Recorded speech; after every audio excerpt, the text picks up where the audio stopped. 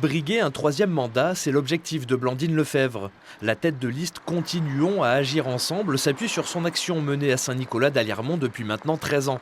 Notamment les travaux de réaménagements urbains qui, en cas de nouvelle victoire, se poursuivraient.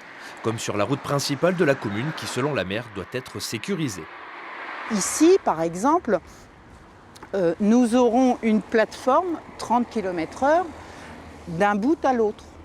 Donc on aura une plateforme surélevée, ça limitera la vitesse des véhicules qui parfois est un peu excessive. Donc c'est ce qu'on a fait là-bas et donc nous continuons sur cet espace-là. Et puis après, bien entendu, il faudra continuer à aménager jusqu'à l'autre bout de Saint-Nicolas, bien entendu. Autre projet de la candidate, faire de cet ancien établissement scolaire, fermé depuis une dizaine d'années, un pôle social et santé. Le but est d'attirer les professionnels pour permettre à la commune de combler le manque de structures, notamment pour les personnes âgées, qui selon Blandine Lefebvre, auraient, grâce à ce site, tous les services à proximité. Ça permet aux gens de ne pas être déracinés.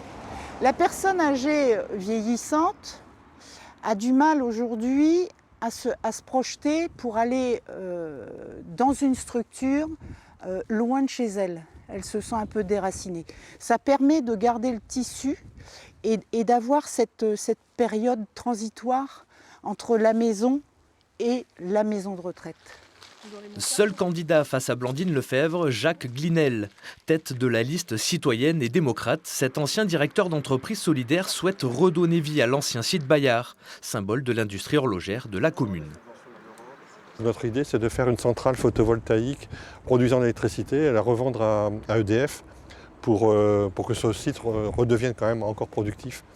Donc sur 3,6 hectares, on pourrait y mettre 6000 panneaux photovoltaïques produisant 1,4 MW revendus. Donc ça permet à la fois de financer l'installation et de rapporter aussi de l'argent à la commune. L'emploi, c'est l'autre priorité de Jacques Glinel. Pour cela, il a pour ambition de redynamiser l'industrie de la commune en favorisant l'implantation d'entreprises, notamment sur ce terrain en friche de la zone d'activité des Monts et Vallées. Cette zone est à l'abandon depuis plusieurs années. Donc on a pris contact avec tous les maires de la communauté de communes pour que cette situation puisse être débloquée. Et on a vraiment de bons espoirs de pouvoir le faire parce qu'il y a 12 hectares qui sont actuellement en friche. Et alors que la communauté de communes a voté un crédit d'1,5 million prêt à être investi pour faire la voirie, et le réseau d'assainissement, etc. Avec seulement 2 listes en course pour siéger à la mairie, les électeurs nicolésiens vont devoir faire le choix entre nouveauté et continuité.